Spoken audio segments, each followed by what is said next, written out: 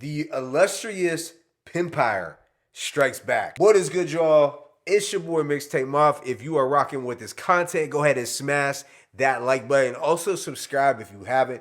But today, I'm going to be hitting y'all with my thoughts on this new project from Knowledge the Pirate and Roc Marciano entitled The Round Table. Now, it doesn't get much more authentic and gritty than the vocals that you get from Knowledge the Pirate. Of course, Roc Marci and Knowledge the Pirate go way back as far as collaborations go, but this is the first time that Roc Marci was able to fully man the boards and produce an album in its entirety for Knowledge the Pirate, which is a big deal for those who have wanted to see these two lock in for a project, probably ever since they first heard them back in the early 2010s. But the Round Table, it consists of 14 songs lasting approximately 49 minutes. I believe this is the first Knowledge the Pirate album since his 2023 5 Pounds of Pressure. I could be wrong.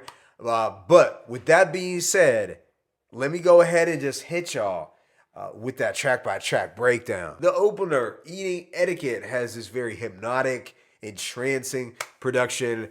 Knowledge has a lot of food references to dining.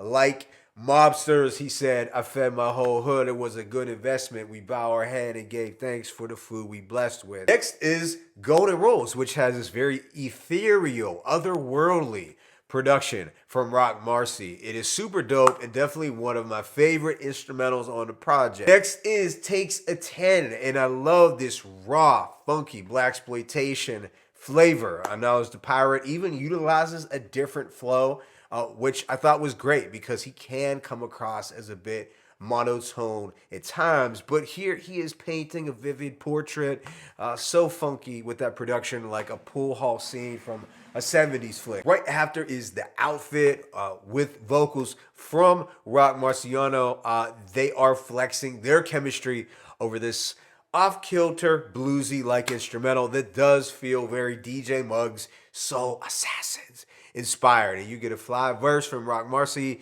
Yeah, everything about this is Mac-ish. Immediately after is Magic and Kareem, which has another angelic soul sample that feels vintage, but also just a bit haunting, a dope backdrop. Here, Knowledge talks about how he's the product of that Reagan and Bush era.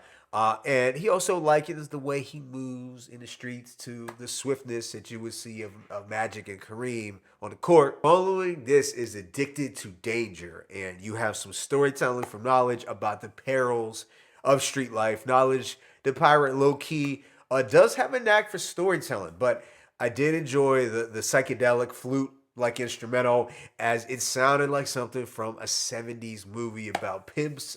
A very subtle track with that classic Roc Marci aesthetic. Track 7, Ride with a P, also has this raw but lo-fi instrumental that's so suave, so cool, so player. It was just a fun, flavorful kind of track. The following, Food for Thought, has more eerie, dramatic vocal chops and more detailed storytelling from Knowledge about more ruthlessness and betrayal in the drug game. And he is going off here, giving us some of his best verses on the whole project, really handing out jewels left and right. Right after, though, is Fork and Knives, where you get this dusty record crackling sample that's very elegant, and he's talking about having a feast in the streets of New York.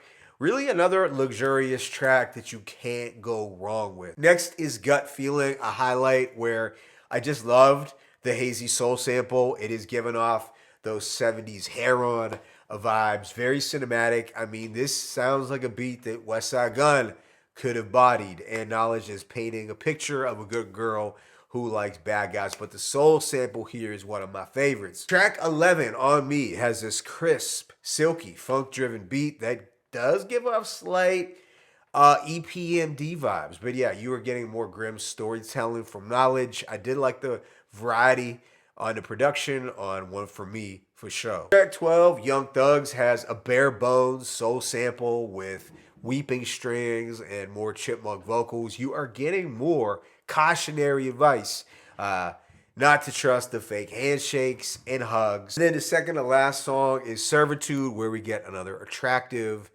vintage soul sample that's funky. I'd probably say another immaculately produced Roc Marciano instrumental. And this album ends with Receipts, where we have this lush, harmonious, sample-based instrumentation, a very strong way to close things out. So overall, I'm gonna give this project a rating of a strong 4 mics. I think this is one of the better underground releases of the year so far. I mean, in the comment section also, let me know if you think this is the best Knowledge the Pirate album ever made. Truth be told, I am familiar with most of his, but I honestly, without having gone back and revisited them, I do feel this is probably his best. I know I really enjoyed the Roc Marci production. It complemented Knowledge's grim, gritty vocals well, and the overall vibe was psychedelic, soulful, and pimp-esque. Something that did put you in the frame of mind of the old New York during the 70s, perhaps. It was